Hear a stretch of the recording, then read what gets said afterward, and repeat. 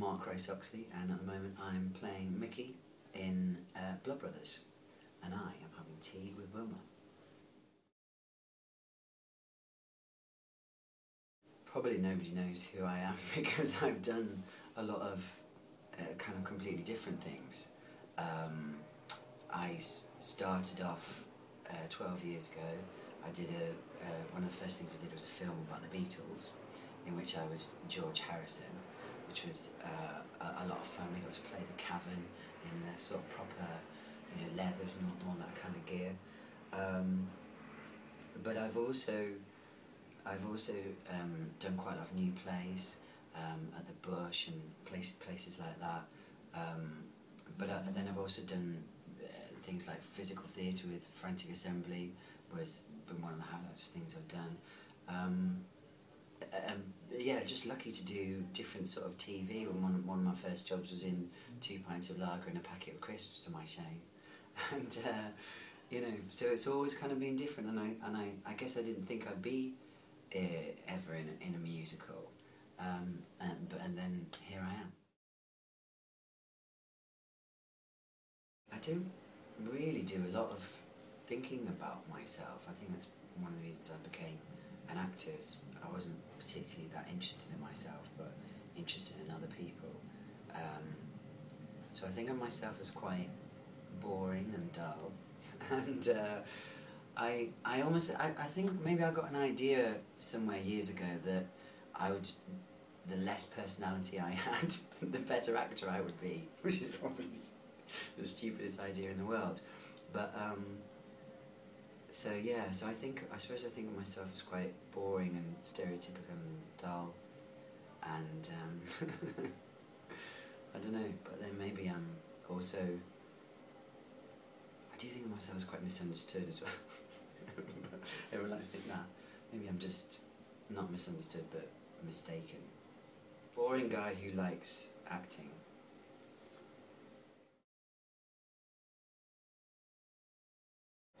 Well, over the years I've tried to limit that, because I did have a lot of sort of stupid things that would sort of build up, so that anything that I did one day in the show, if the show went well, and I think, oh, I better just do that again, but then I do something and so then there'd be 2 things that I had to do. So I've tried to knock that on the head. The things that I do always do, however, is I do always do a bit of yoga before the show. I never do any yoga when I'm not doing a show, so it's not like I'm particularly a yoga person, but yeah, I'll always do that, and there's a little sort of routine of that I always do.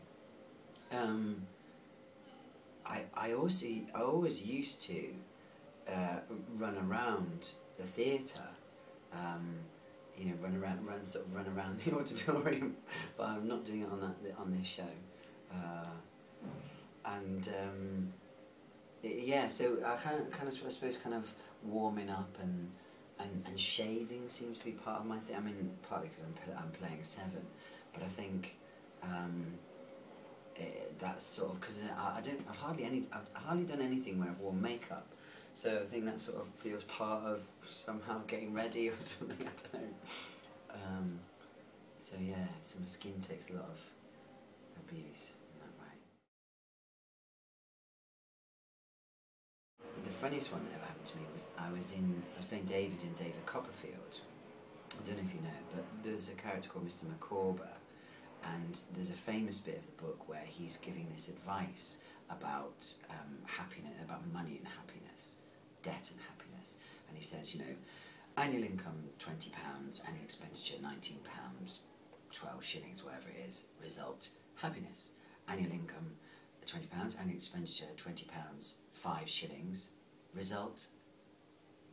And then he just sort of glazed over and then just fell backwards up the stage.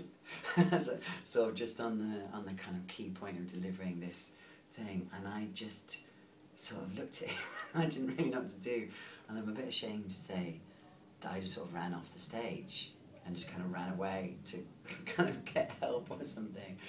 And we had to stop the show and say, is there a doctor in the house and all of that. But I suppose that was the one that sticks in my mind the most, because I just remember sort of waiting for what he was going to say, and then him just very slowly and quite gently falling because he fainted because he had a fat suit on and it was quite hot and just.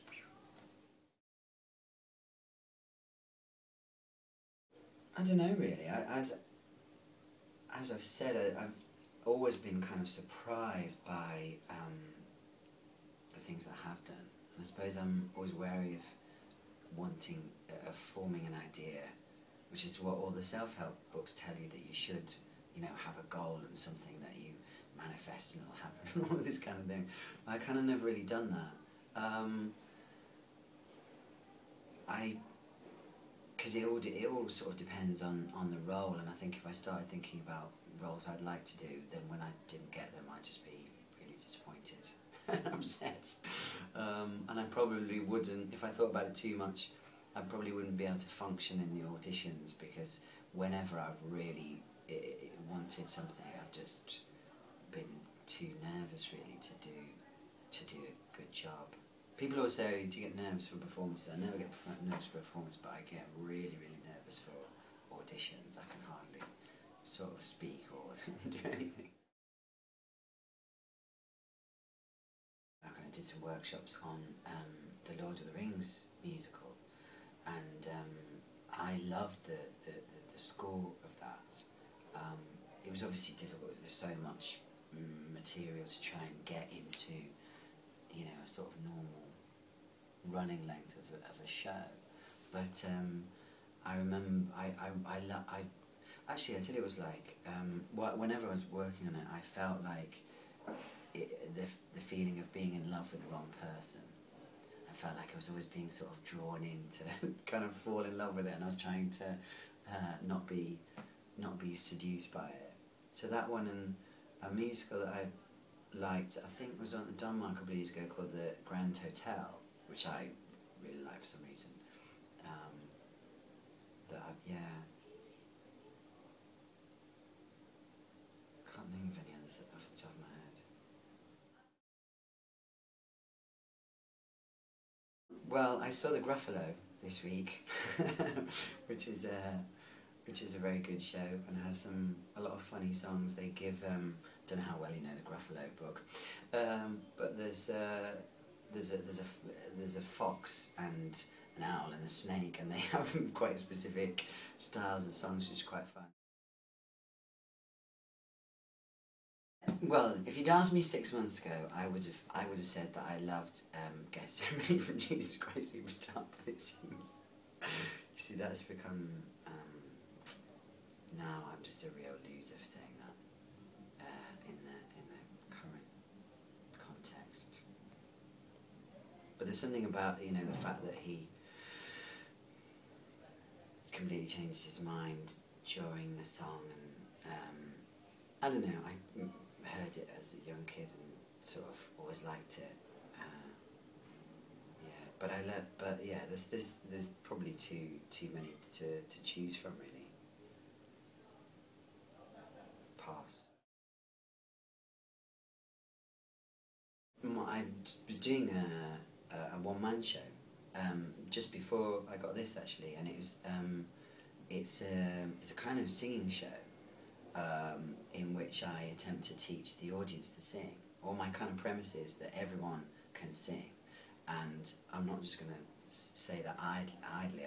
I will teach anyone who's prepared to come up, and I'll teach them. I'll make them sing. So it's almost like a magic show. And in order to get people to come up, I basically tell terrible jokes. I have thousands of awful jokes, so that the audience will want me to stop telling these terrible jokes, and some people will eventually come up. But it was seeing that, it was my agent seeing that you know, then made her suggest me for this. So my intention is to do that again while I can say, oh, West End's Mark Rice-Oxley or something. So yeah, so look out for that. It's